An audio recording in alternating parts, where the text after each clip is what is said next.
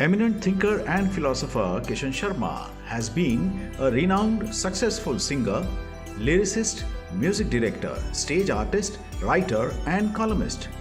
He has participated in more than 14,000 stage events, sharing the dais with prominent personalities from the world of film and theatre. As a journalist, he has penned more than 4,500 articles that have been published in highly established newspapers and magazines of India. He has presented his talent in front of almost all prime ministers, presidents, vice presidents, chief ministers, governors, and central ministers. He has been honored by 5 presidents, 3 vice presidents, and 7 prime ministers so far.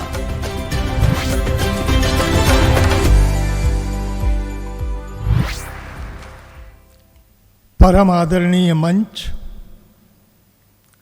और आदरणीय सभागार,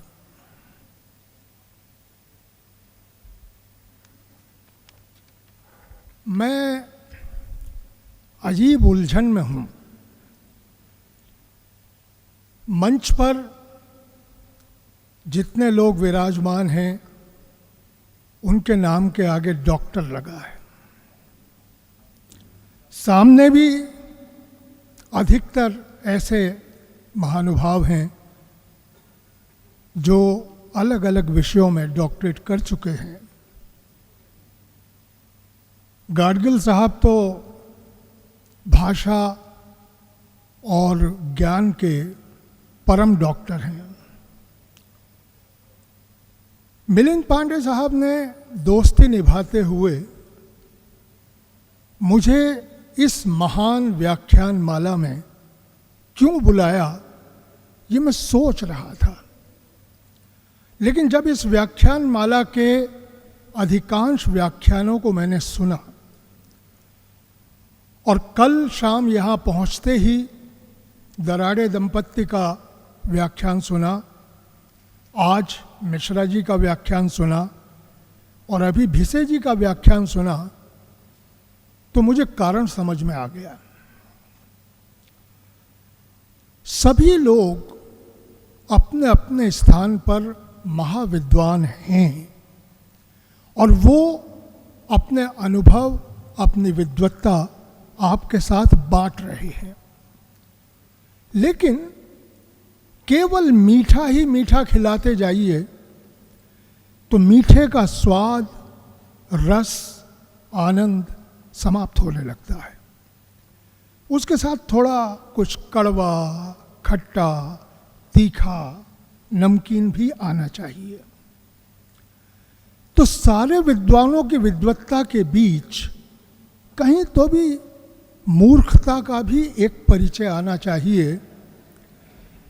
तभी लोग समझ पाएंगे कि मूर्ख में और विद्वान में अंतर क्या है, और तभी उस विद्वत्ता का आनंद, स्वाद, रस ये सबको मिलेगा। मैं बिल्कुल स्वच्छंद मस्तिष्क से इस बात को स्वीकार करता हूं कि मैं विद्वान नहीं हूं।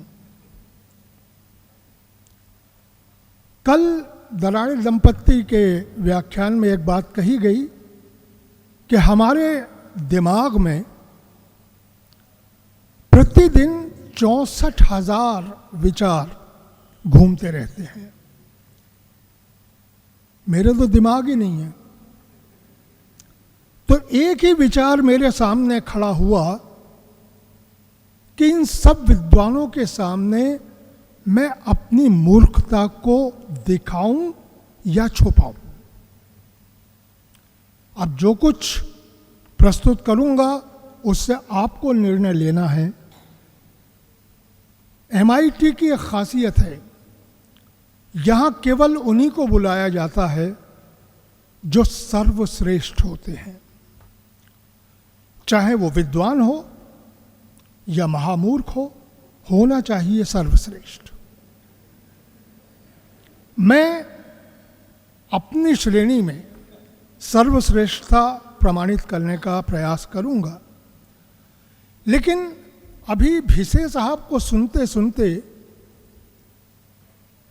मैं सोचने लगा कि जैसे अयोध्या में कण कण में राम बसते हैं, बद्रीनाथ में कण कण में विष्णु भगवान बसते हैं, केदारनाथ में कण कण में महादेव जी बसते हैं, वैसे ही MIT में कण कण में विद्वान और गुणी व्यक्तित्व बसते हैं। मैं भिसे साहब को एक इंजीनियर के रूप में जानता था। इन्होंने बहुत सारे भवन निर्माण करवाए, बहुत सारी डांट सुनी कराड़ साहब की, लेकिन उत्तमतम काम किए। एक इंजीनियर भी इतना अच्छा व्याख्यान दे, इसमें कहीं ना कहीं MIT और कराड़ साहब का कुछ तो प्रभुत्व है। यहाँ के कण कण में विद्वत्ता विराजमान है, ये प्रमाणित कर दिया भिसे साहब ने। मैं अभी तक नहीं डर रहा था बोलने में, लेकिन भिसे साहब का व्याख्यान सुनने के बाद मैं वास्तव में हिल गया कि अगर एक इंजीनियर ज्ञान की इतनी बात कर सकता है तो फिर मैं कहाँ जाऊं। बहरहाल मुझे विषय दिया कलाकार और धर्म। पहले तो मैं ये बता दूं कि कलाकार जो भी है उसका धर्म, वैभव,